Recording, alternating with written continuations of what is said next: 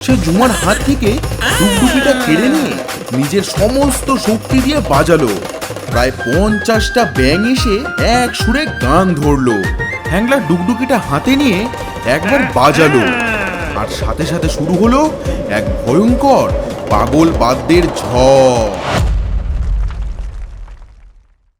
তালতলিপুর গ্রামের পুরনো বটগাছের নিচে ছিল এক বিশাল ডুগডুগি, যার ভেতর বাস করত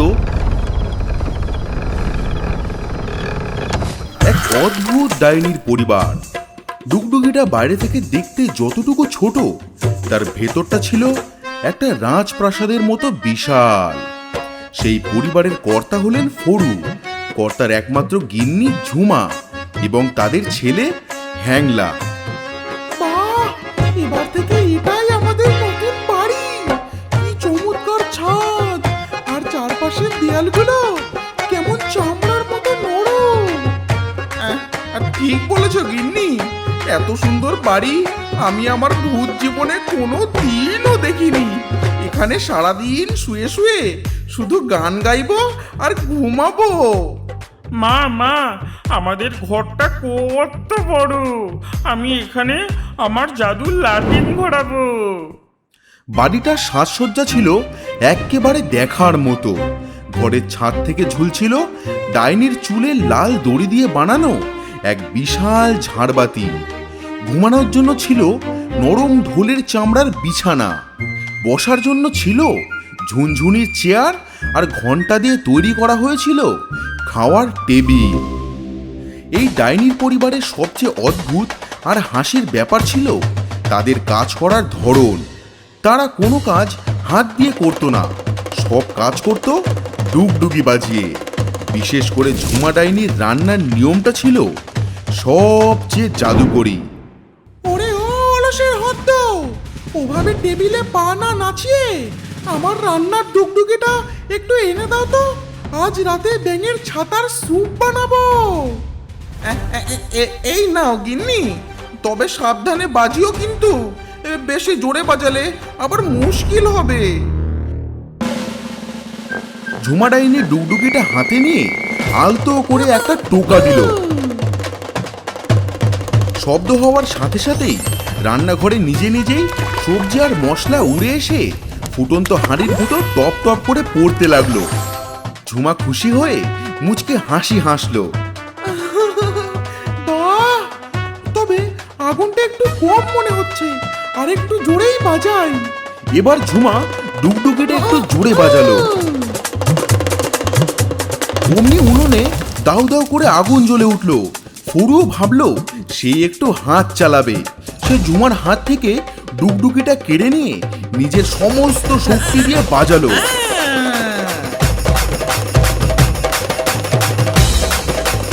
ব্যাস, জাদুর ডুগডুগি সেই বিকট শব্দ সহ্য করতে পারলো না। জাদুর চোটে রান্নাঘরের ছাদ ফেটে একসঙ্গে কড়কড় করে প্রায় 200টা মস্ত বড় বড় পাকা কুমড়ো ধপ ধপ করে পড়তে লাগলো। ওরে বাবারে, এ তো কুমড়োর বৃষ্টি হচ্ছে। গিন্নি গিন্নি বাঁচাও, আমার মাথায় কুমড়ো পড়লো। বোকা লোকে রে বাবা, পুরো রান্নাঘরটা কুমড়োয় ভর্তি করে দিয়েছে। এখন আমি নিজেই দাঁড়াবো কোথায়, আর কি করেই বা রান্না করবো?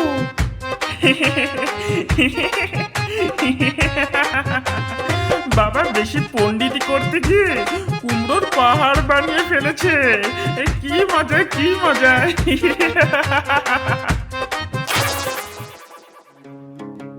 হ্যাংলা ছিল আবার বিরাট সঙ্গীত প্রেমী।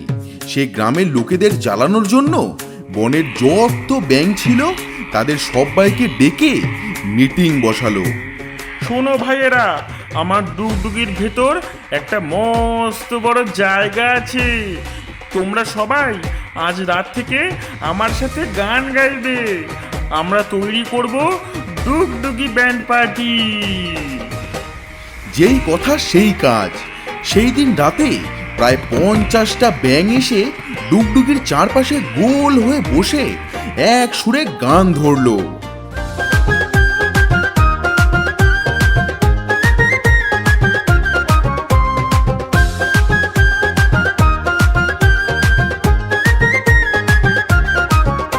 সেই তুমুল গানের শব্দে তালতলিপুর গ্রামের মানুষের রাতের ঘুম প্রায় হারাম হয়ে গেল।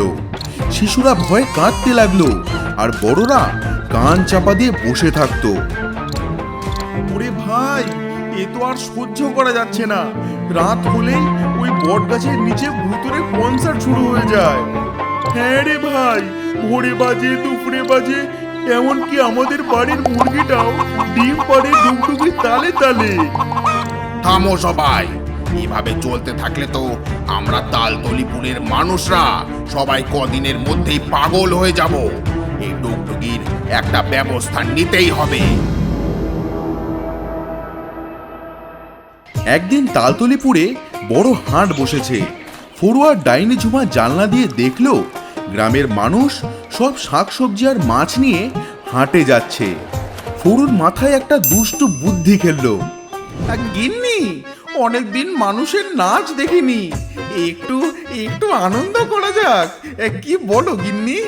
হ্যাঁ করো, যা খুশি করো, কিন্তু খবরদার বেশি জোরে বাজিও না যেন। ফড়ু ডুগডুগিটা নিয়ে হাটের কোণে থাকা বড় গাছটায় উঠে ছন্দ মিলিয়ে ডুগডুগি বাজাতে শুরু করলো।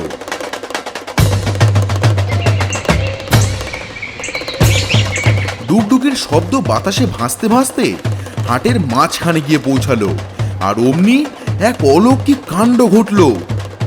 ওরে এ কি, আমার রুই মাছগুলো চুড়ি ভেতরে এমন নাচতেছে কেন? আমার পা দুটো এভাবে ঠুমকা মারতেছে কেন? ওমা, ওমা গো! ওরে ওরে, আমি হাড়ি বানাবো কেমনে? আমার হাত পাতো তালি দিয়ে কত্থক নাচ শুরু কইরা দিছে। শুধু মানুষ নয়, হাটে আসা ছাগলও লাফাতে লাগলো, আর গরুগুলো লেজ উঁচিয়ে ভাঙড়া নাচ করতে শুরু করছে। মোড়ল মশাই লাঠি হাতে হাট তদারকি করতে এসেছিলেন। তিনিও নিজের ভুঁড়ি দুলিয়ে কোমর বেঁকিয়ে নাচতে লাগলেন। ওরে ওরে বাঁচাও, আমার পা থামছে না তো। আমার কি এভাবে হাটের মাঝে কোমর দুলিয়ে নাচা সাজে? ওরে টুকাই, ওরে পটলা, কে কোথায় আছিস বাবা? একটু থামা, এই ডুগডুগির আওয়াজ থামা রে, থামা। ডুগডুগির ভেতরে বসে ফড়ুয়ার হ্যাংলা হেসে গড়াগড়ি খেতে লাগলো। এক রাতে যখন ডাইনির পুরো পরিবার আর গ্রামের মানুষজন ক্লান্ত হয়ে ঘুমিয়ে পড়েছে, তখন হ্যাংলা ডুগডুগির ঘরের এক অন্ধকার পুরনো কোণে গিয়ে পৌঁছালো, যেখানে সে আগে কোনোদিনও যায়নি। ঘরের অল্প আলোয় হ্যাংলার চোখে পড়ল একটা বিশাল জং ধরা পুরনো কপাট, আর সেই কপাটের গায়ে একটা মস্ত বড় তালা ঝুলছে। তালার উপর চকচকে সোনালী অক্ষরে লেখা নিষিদ্ধ ঘর। হ্যাঁ, ওরে বাবা, নিষিদ্ধ ঘর! তার মানে এই ঘরের ভেতর নিশ্চয়ই কোনো জাদুর খেলনা লুকিয়ে রেখেছে মা। কৌতূহল চেপে রাখতে না পেরে হ্যাংলা তার হাতে লাঠি দিয়ে তালায় একটা টোকা দিল। অমনি কড়কড় শব্দ করে দরজাটা নিজে থেকে খুলে গেল। দরজা খুলতেই সে চোখ পিটপিট করে ঘরের মাঝখানে তাকিয়ে দেখল, সেখানে শূন্যের উপর ভাসছে এক অদ্ভুত সুন্দর জিনিস, একটা পুচকে সোনালি ডুগডুগি। হ্যাংলা পা টিপে টিপে সেই সোনালি ডুগডুগির কাছে গেল। হঠাৎ ডুগডুগিটা কথা বলে উঠল, আমাকে 100 বার বাজিও না, মহা বিপদ হবে কিন্তু। কিন্তু হ্যাংলা তো ডান পিঠে প্রকৃতি, যেটা ওকে না করা হয় সেটাই বেশি করে করে, আর এখানে তাই হলো। বাজিও না? তার মানে এটাকে বাজালেই নতুন কোনো জাদুর খেলনা দেখা যাবে। বাজাই তবে। হ্যাংলা ডুগডুগিটা হাতে নিয়ে একবার বাজালো, সাথে সাথে পুরো বাড়িটা একেবারে কেঁপে উঠল। হ্যাংলা অবাক হলেও থামলো না, সে আবার বাজালো। এবার চেয়ারগুলো নিজে নিজে শূন্যে লাফাতে লাগলো, আর ঘন্টার টেবিলটা ঝনঝন করে বাজতে শুরু করলো। পাশের খাটে ঘুমানো ঝুমা আর ফড়ু ধরফর করে বিছানায় জেগে উঠলো। ওরে বাবা রে, এ কি ভূমিকম্প হচ্ছে নাকি? আমাদের ডুগডুগির বাড়িটা এত কাঁপছে কেন? না গিন্নি, ভূমিকম্প নয়, আমার মনে হয় ওই 200 কুমড়ো এবার একজোট হয়ে বিদ্রোহ করছে। আমাদের পিষে ফেলবে মনে হচ্ছে ওরা। ওরে বাবা! হ্যাঁ, এ কি মজাদার খেলনা রে বাবা। এবার একটু জোরে বাজিয়ে দেখি। হ্যাংলা কোনো কথা না শুনেই ডুগডুগিটা এক নাগাড়ে দ্রুত বাজাতে লাগলো। হ্যাঁ।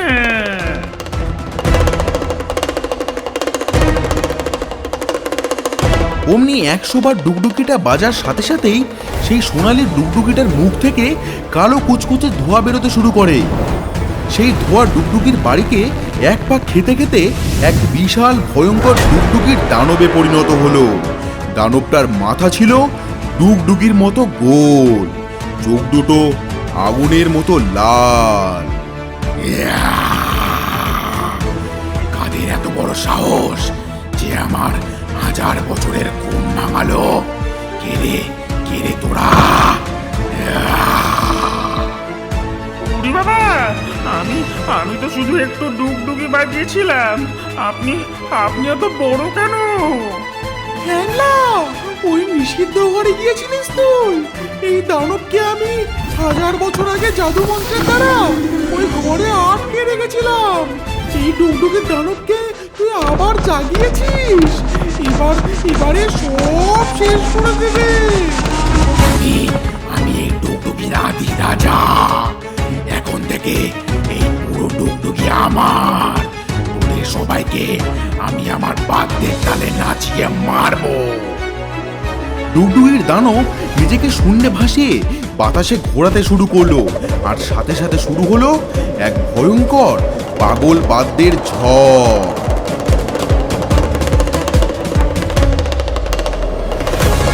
সেই শব্দের এতই জোর, খাওয়ার টেবিল বাতাসে উড়ে নাচতে লাগলো, রান্নার হাঁড়িগুলো বাতাসে ডিগবাজি খাচ্ছে।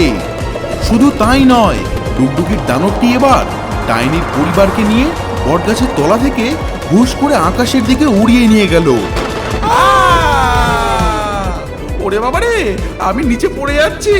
ও গিন্নি আমার হাতটা ধরো। আমার সোনার রান্নাঘর চুরমার হয়ে গেল রে। ওরে হ্যাংলা, কি কুক্ষণে তুই এই ঘরটা খুলেছিলিস রে?